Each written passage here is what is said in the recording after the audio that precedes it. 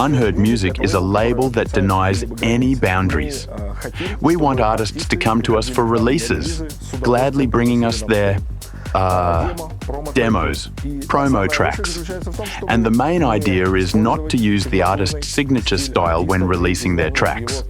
In addition to all this, Unheard, we hope, is an atypical label because we have built not only a studio, we built this wonderful place where we plan to film video podcasts of our guest artists who will visit us, work with us, so they can share what inspired them, how they wrote this track.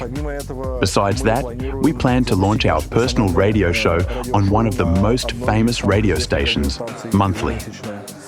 We also plan to host our parties. They will be in different places, in different cities, in different countries. At the moment, these are not just plans. This is a systematic effort we are working towards.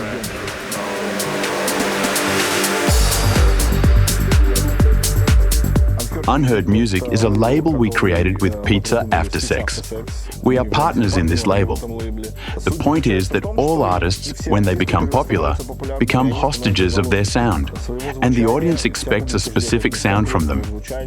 Many artists simply drown in self-repetition.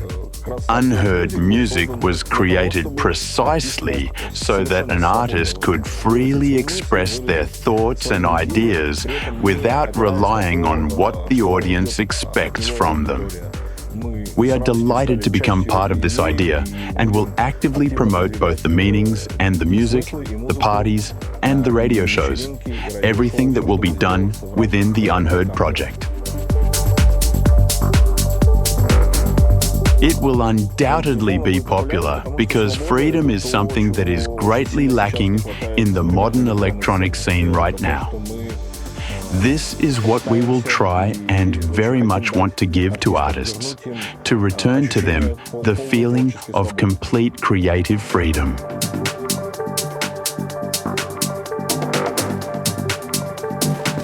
Since we are friends with Pizzaaftersex, he made a wonderful sketch, showed it to us, and we really liked it. We liked how it sounded, but at the same time, we heard what we could add of our own. And after discussing it with him, we decided to create a track together. Yes, Rabbit Hole. And now it will become clear where this name came from.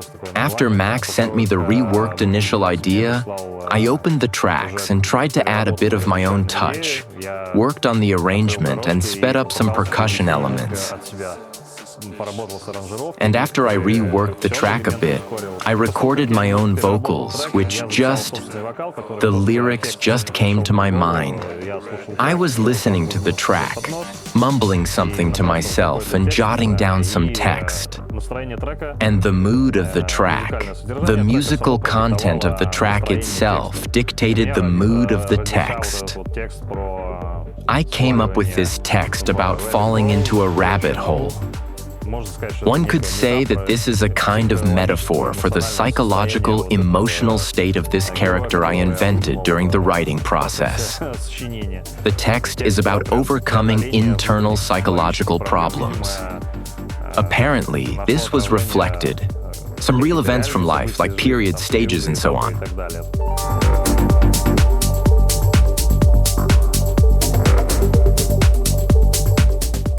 To the question of using AI neural networks in music creation, particularly vocals, it is impossible to avoid this question these days. But indeed, even here, besides using my own voice timbre, I ran the recorded track through a couple of models, which gave me several other timbres that I simply used in layering, and thus a unique timbre was created. Plus certain processing, and something original came out. The original voice was recorded by me simply on an iPhone recorder, and it sounded quite lousy, approximately as follows. I find myself suspicious, for you should know. Can't I stop falling into that rabbit hole? And with processing, it sounds like this. I find myself suspicious, for you should know. Can't I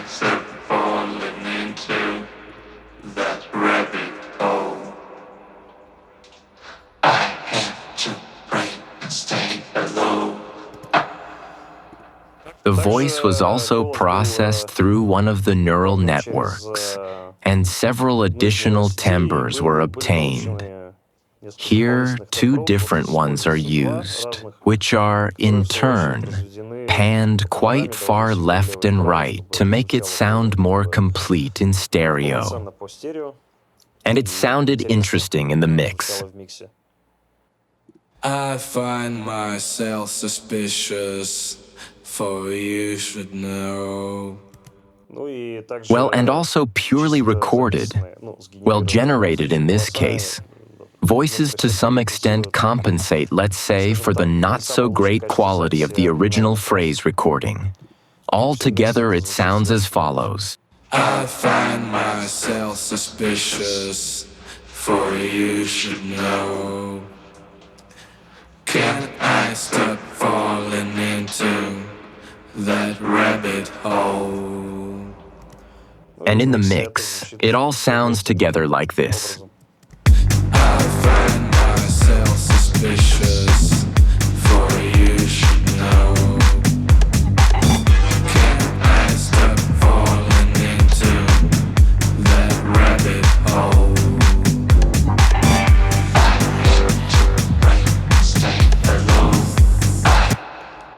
Another interesting point to note is the work with the percussion drum loop of acoustic drums, toms, which were in the original project, in the sources from Pizzaaftersex.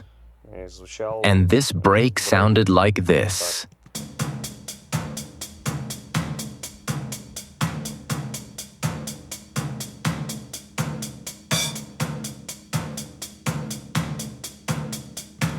It essentially forms the basis of the groove. Based on this, the idea arose to speed it up twice, simply by warping it to make it twice as fast in the most intense climax part of the track, to emphasize the rhythm's dynamics in this section.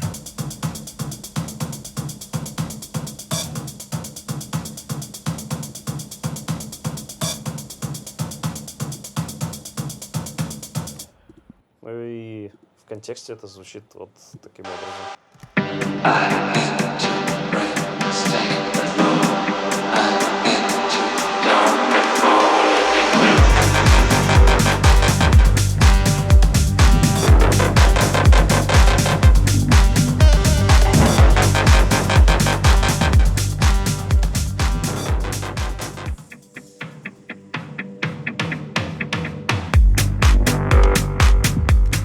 Yes, an interesting fact about this track is that it was not born easily. Not exactly in agony though, but nevertheless, because of how you looked at the production, arrangement, timbres, and instruments that we made. Misha spent many hours making it play the way we heard it. Well, it's not the first time I've spent many hours on these things. But actually, yes, the track really turned out to be different from what we usually do in terms of using certain instruments, timbres. It sounds very unusual for us. And accordingly, in this context, it was very difficult to make it play in a way that, roughly speaking, meets certain industry standards. How it should play technically. It was quite a challenging task.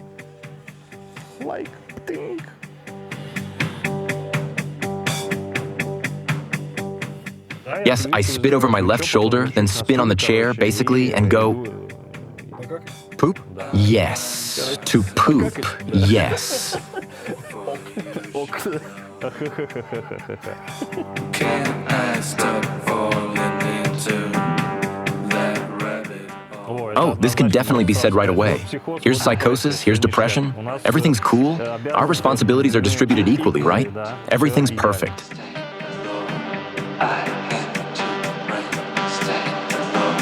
I just recommend, guys, use Sonic Academy Kick and everything will be great.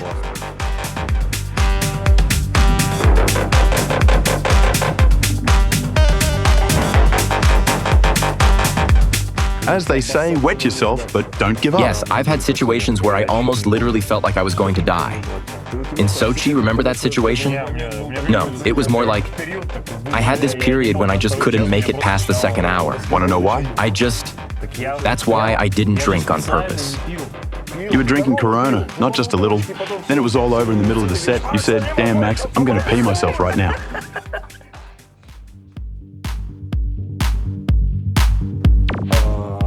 Money.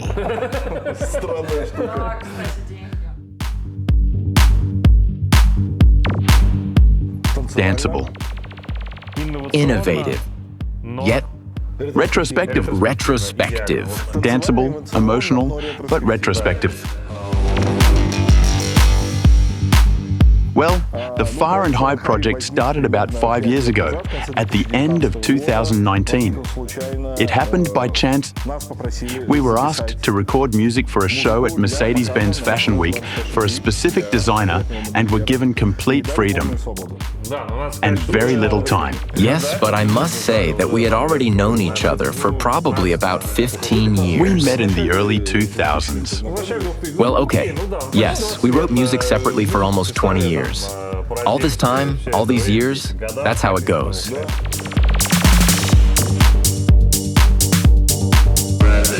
Fahrenheit's didn't imitate anyone. Fahrenheit's took slices from different eras and did it their own way. It's not imitation. It's not direct imitation. There is listening experience. There are emotions from the past. It's called not stealing, but borrowing.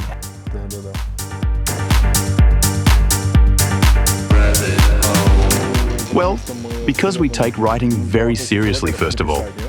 Secondly, each new track is a challenge for us because we don't want to repeat ourselves.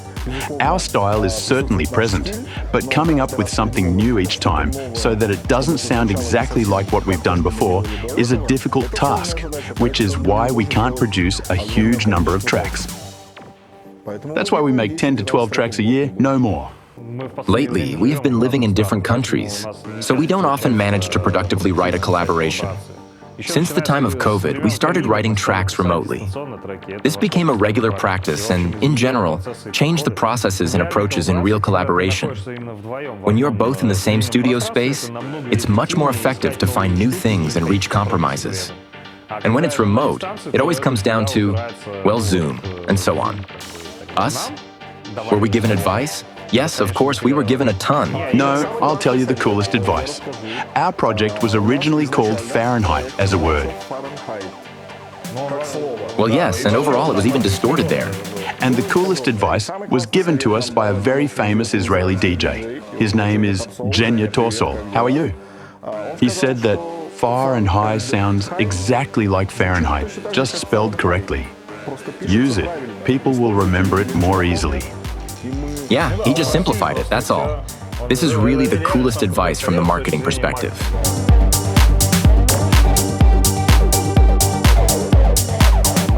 Our target audience is us, 2 people, that's it. We are not innovators. We just do what we like. If you do something for someone else, then there is no you in it, because you are already programming yourself to do something for someone else. And this was quite a big problem when we released our first release on Dynamic. He immediately had great success. We were so inspired that we spent some time to stop writing a track specifically for Dynamic, specifically for that story. And after we accepted this fact and started writing everything we wanted and what came to mind, we immediately had a second release on Dynamic. What we would have told ourselves 25 years ago, so to speak. Stay true to yourself. Don't try to follow, repeat. Learn. Technically, you can repeat it. It's useful for skill development. But ultimately, it will inevitably lead you to find your own sound and everything. Work hard. Clear?